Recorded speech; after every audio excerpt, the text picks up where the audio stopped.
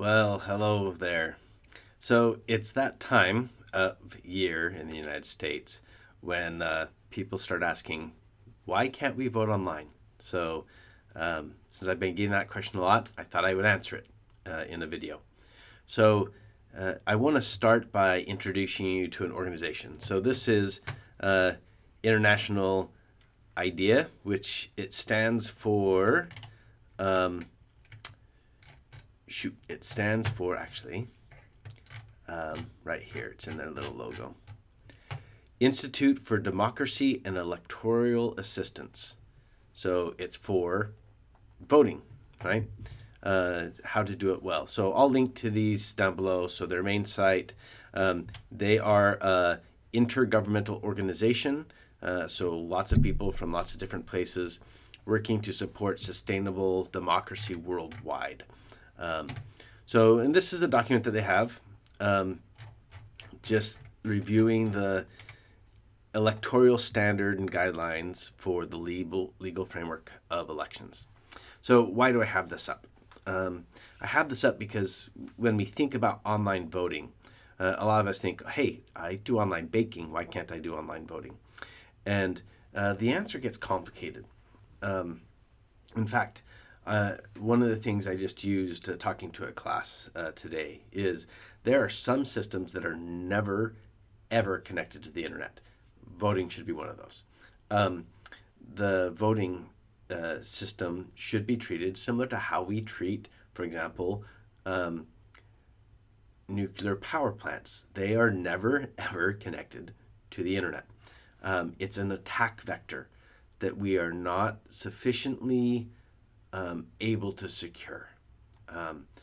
There's a lot of things that we can do, but it's something that scares cybersecurity experts enough that we advise against it. But even with that, there's a more important reason. So I'm just going to show you the index. So if we go down to, I think it's like page 9, let me just jump down here. There's one part of it that comes into direct contradiction of how to keep things secure online. And that is the very first thing with balloting, the secrecy of the ballot. So voters should not be intimidated for who they want to vote for or who they choose to vote for. And in a worst case scenario, someone really bad gets elected. They shouldn't be able to find people who didn't vote for them and make them disappear. Those are the things that this is meant to help protect. So if we're trying to make sure elections are secure and are safe, it's really hard to do that online and keep things secret. So there are special things that are done for mail-in voting, for in-person voting, that help with keeping the secrecy of the ballot. So that's something that I don't see that we could do well and keep elections safe and secure online. So that's the main thing. Now, I will say that they're not the only ones they're concerned about this. So I did grab, this is the American Association for Advancement of Science. And they have this nice article about internet and online voting remains insecure.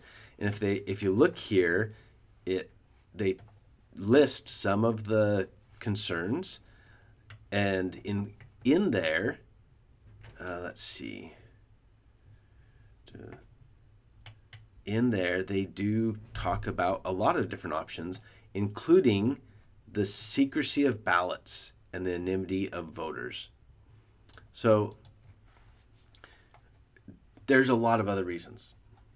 That's just one that most people don't think about when they're asking about online voting. So I'll link to all these. Before I finish, I want to talk a little bit about the ways that the privacy portion and some of the security features in elections in the United States. Now, I am in Hawaii, so that's where some of my information will come from. But I've also participated in elections in other states when I've lived there, and I had the opportunity to go to DEF CON and visit the voting village, where I talked to people who are a lot more intelligent than I am. So one of the things that is done to help keep our elections secure is the paper itself is special and has some security features that make it hard for people to cheat. On top of that, they're always working to make it better. So you can think of ballots almost like you're thinking about money. We're putting paper money. We're putting features into that help you keep it safe and secure. People can't just bring photocopies in. Not going to work for most things. Now, there are some places that may allow you to do that, not with mail-in. When it comes to the voting machines, so voting machines, there are a lot of checks and balances on those. Number one is they should never be connected to the internet. They are what we refer to as being air-gapped. So they're not online. Now, you need to get the votes from those eventually into an online system. So there are different ways to safely move those. But that system should never be connected to the internet. And anytime a transfer happens from one system to another, things need to be validated. So on top of that, we don't just keep the machine's word for it. So not only do we air gap it, it should be physically secured. So there are voting machines that have been deemed no longer suitable due to people playing with them when they shouldn't. They're supposed to be secured. And it is possible that agencies might have to throw out voting machines if they don't properly secure them and buy new ones. On top of that, when you vote on a voting machine, the cybersecurity experts and voting in general want a paper copy. So a lot of voting machines on the side, as you're voting, when you're done voting, it spins a paper printout of what you voted and shows you that. And then when you're done, it spins and blanks it out so the next person coming in doesn't know who you voted for. So there are a lot of safety features built into the elections.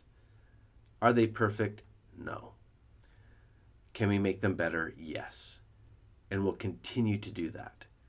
We are not at the point where online voting, it can be done safe and secure. Especially, it can't be done in a way that keeps the anonymity and the secrecy of the ballot in check. Anyway, I hope you've enjoyed this. We'll see you in the next video.